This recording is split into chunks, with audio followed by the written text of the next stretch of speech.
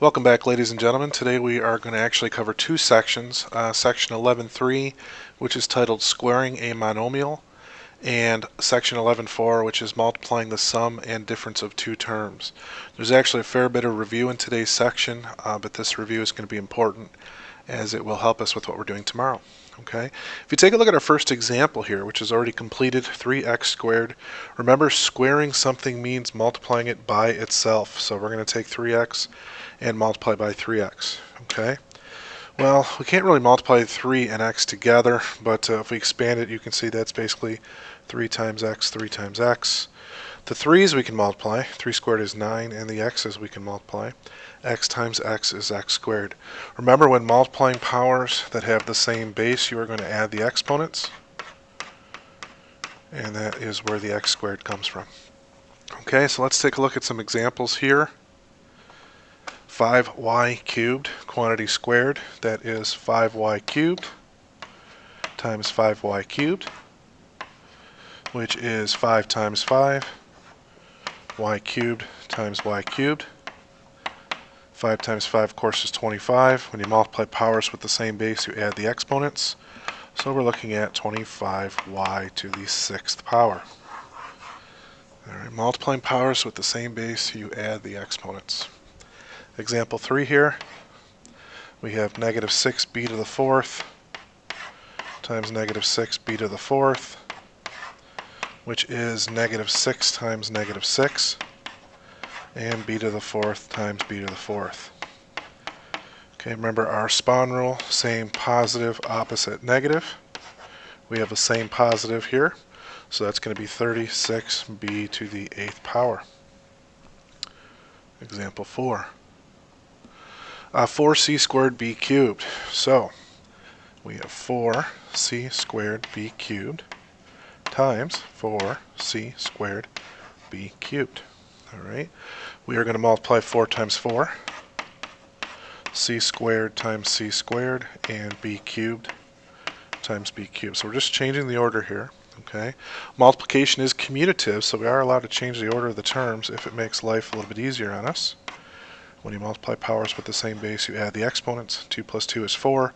3 plus 3 is 6. Do not multiply those exponents. You are going to add them. B cubed times b cubed is b to the 6th. Okay, number 5. Now, we have a fraction, and that should not intimidate.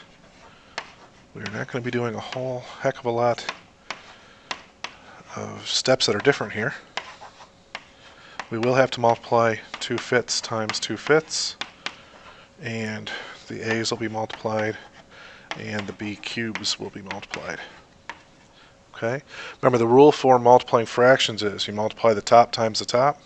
So 2 times 2 is 4, and you multiply the bottom times the bottom. 5 times 5 is 25. So 2 fifths times 2 fifths is 4 over 25. A to the first power times a to the first power is a squared, and b cubed times b cubed is b to the 6th power. Okay? Multiply powers with the same base, you add the exponents. Alright, number 6, a to the m, b to the n. Yikes. Alright, well, a to the m, b to the n times a to the m, b to the n. Okay, we are going to multiply a to the m times a to the m, and b to the n times b to the n. Remember, we can only multiply them if they have the same base. So that's why I'm grouping the a's together and the b's together separately. When you multiply powers that have the same base, you add the exponents. Same thing here with b. 2 m's, so that's a to the 2m.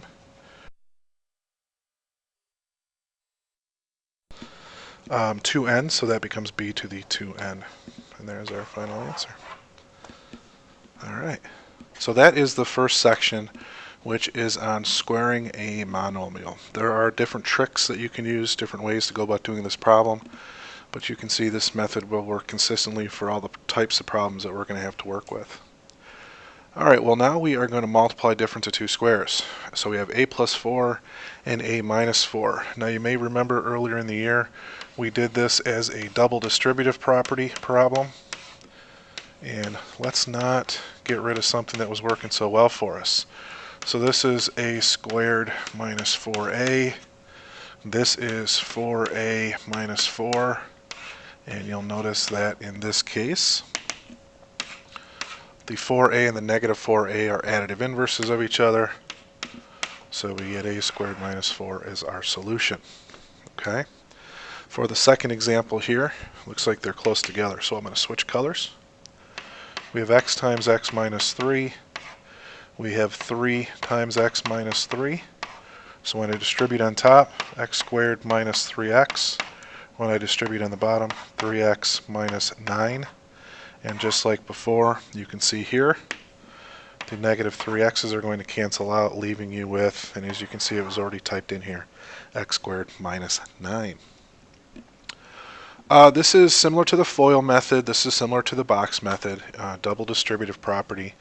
Double distributive property is nice because it works no matter how large the polynomials are. So it works for a trinomial times a trinomial. Certainly we know that distributive property already works from simpler problems. A monomial times a binomial. 2y times 2y, so 2y times 2y is 4y squared. 2y times negative 7 is negative 14y. And then down below, 7 times 2y is positive 14y. And 7 times negative 7 is negative 49. Okay. When we add down the columns, we get a 4y squared. The 14y and negative 14y are additive inverses of each other, so they add up to 0. And we get 4y squared minus 49 as our solution. Double distributive property.